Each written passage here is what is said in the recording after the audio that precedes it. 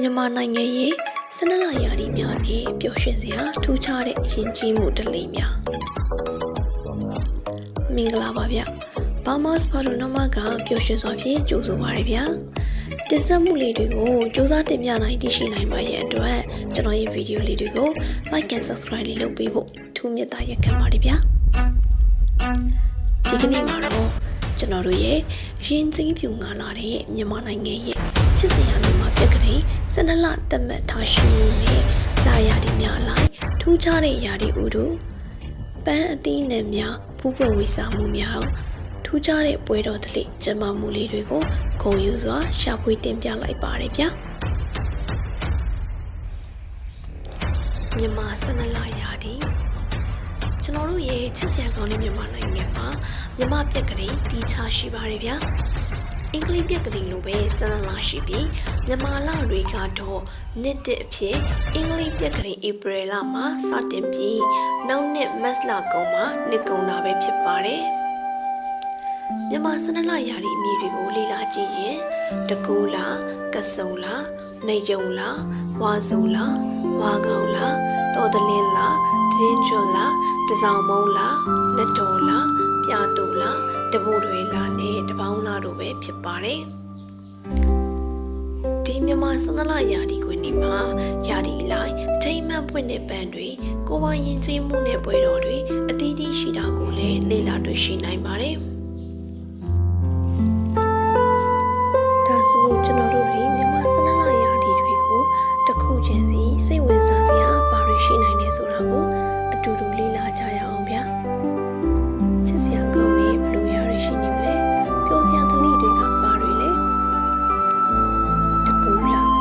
ကျွန်တော်တို့မြန်မာလာအစားတကူလာကနေစတင်မိတ်ဆက်ကြရအောင်ဗျာအင်္ဂလိပ်ပြက်ကလေးဧပြီလထဲမှာမြန်မာရာဒီစုံကိုနှစ်အစပထမလအဖြစ်တကူလာစတင်ပါတယ်ဗျာတကူလာမှာမြန်မာနှစ်တကူတကြံပွဲတော့ရေတပင်ပွဲကိုပျော်ရွှင်စွာနိုင်ငံတော်လုံးမှာကျင်းပကြပြီးရာဒီပန်းဖြစ်တဲ့ရှင်ကပန်းကန်ကိုပန်းဥဝပန်းတွေပြင်အထူးထိမ့်မှတ်ပရောက်ပန်းတွေလိုက်ပွင့်ပြီးနိုင်ငံတော်ဝန်ပြည်내တိုင်းနဲ့မြို့ရွာအလုံးမှာရွှေဝါရောင်လွှမ်းပြီးပန်းရည်နဲ့ထုံမွနေတာကြောင့်အလုံးမဲ့ပျော်ရွှင်စရာမြင်ကွင်းတွေနဲ့ပြည်နေတာကိုမြင်ကြရမှာပဲဖြစ်ပါတယ်ဗျာတကြံဆိုတဲ့ဝါရကတော့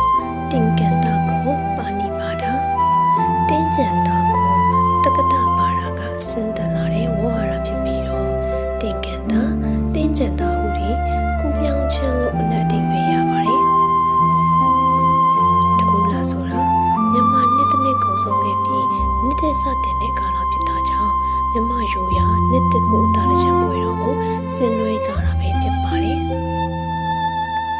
မြန်မာနှစ်တစ်ခုတချံပွဲတော်အစားတမိုင်းချောင်းကိုအသိတမိုင်းတွေဝင်ရောက်ပြီးကျွန်တော်တို့အလဲတော်ကြရအောင်လားဗျာမြန်မာရိုးရာတချံပွဲတော်ကိုစတင်ကျင်းပခဲ့တဲ့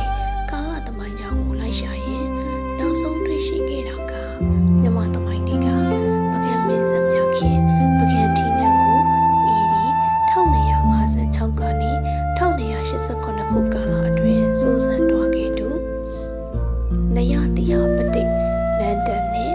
AD 1254တရုတ်ပြည်မင်းကြီးလက်ထက်မှာတကြံပွဲတော်ကိုကျင်းပခဲ့တဲ့တမိုင်းကြောင်ရှိခဲ့တာကိုတွေ့ရှိရပါပြီမင်းကြီးဟာနန်းတော်နီအီယံဝရီမြကံပေးမှာကျင်းပခဲ့တဲ့မင်းခံမင်းသားတင်ကြံပွဲတော်မှာမင်းကြီးနဲ့မိဖုရားများမူကြီးမယားများကနန္ဒာရီများဖြင့်ရေးဆိုးရုံပပြန့်လေးရှိတော်လေပြည်သူတွေအနေနဲ့အပြန်လန်ရွှဲဆိုနေအောင်ရေပတ်ကစားကြရမှာမင်းကြီးကမိဖုရားဖြစ်သူစောလုံးကိုရွှဲဆိုနေအောင်လူပုံအလေးရေလောင်းခဲ့တာကြောင့်တော်ဝင်မိဖုရားတို့အနေနဲ့အရှက်ရစရာလိုမှတ်ယူခဲ့ပြီးနောက်မှာမင်းကြီးကိုလုံခြံတက်ဖြတ်ဖို့အထိစ조사ခဲ့တဲ့တမိုင်းကြောင်ကိုလေ့လာတွေ့ရှိခဲ့ရပါတယ်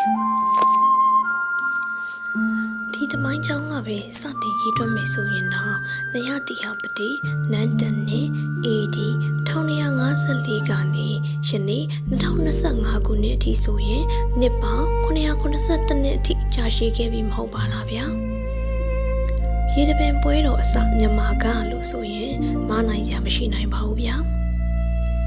ဒီလိုချစ်စရာကောင်းတဲ့ရေတပင်ပွဲတော်ကိုနိုင်ငံအတော်များများမှာပါပျော်ဝဲရွှင်ပွဲတစ်ခုဖြစ်ကျင်းပလာခဲ့ကြပြီးတော့နိုင်ငံတကာကစိတ်ဝင်စားတဲ့ပွဲတော်လေးဖြစ်လာတာကြောင့်မူလယဉ်ကျေးမှုအမွေအနှစ်ဖြစ်တဲ့တမိုင်းကြောင်းရင်းမြစ်မပြောက်ပြတ်စေဖို့တက်ဆိုင်ရာနိုင်ငံကတာဝန်ရှိလာပါပြီ။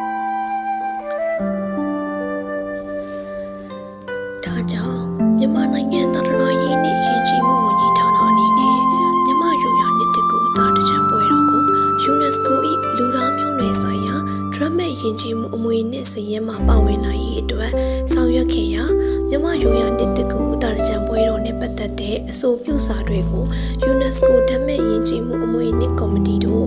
2023ခုနှစ်မတ်လ24ရက်နေ့မှာပေးပို့တွင်ခဲ့ပါတော့တယ်။မြန်မာနိုင်ငံကတင်သွင်းခဲ့တဲ့မြန်မာရိုးရာနှစ်တကူတာတကြံပွဲတော်အဆိုပြုစာတွေကိုကမ္ဘာ့ဒရမတ်ယဉ်ကျေးမှုအမွေအနှစ်စာရင်းမှာပါဝင်နိုင်ရေးနဲ့ပတ်သက်ပြီး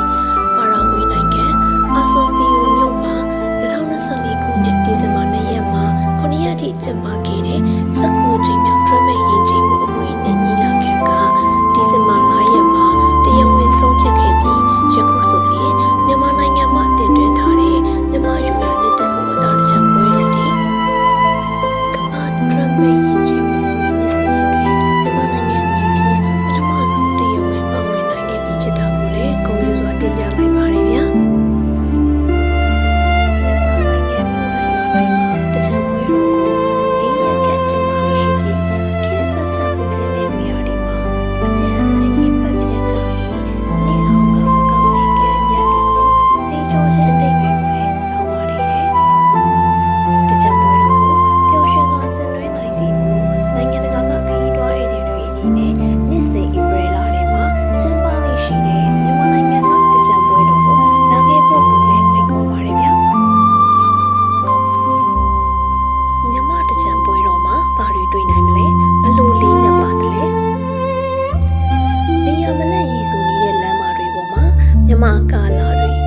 ကစားမန်တပ်တွေမြန်မာရိုးရာအစားအစာမျိုးမျိုးကိုစတူဒီတာကျွေးမွေးမှုတွေအလူအတန်းများနဲ့အသက်ကြီးမိုးဝါးများဥပုသ်တီလာယူနေမှုတွေစီဝိတာဒါနငါလွတ်ပွဲတွေပျော်ရွှင်နေတဲ့လူအုပ်ကြီးတွေနမိတ်ကောင်းယူပျော်ရွှင်မှုတွေနဲ့ကြုံကြရမှာပဲဖြစ်ပါတယ်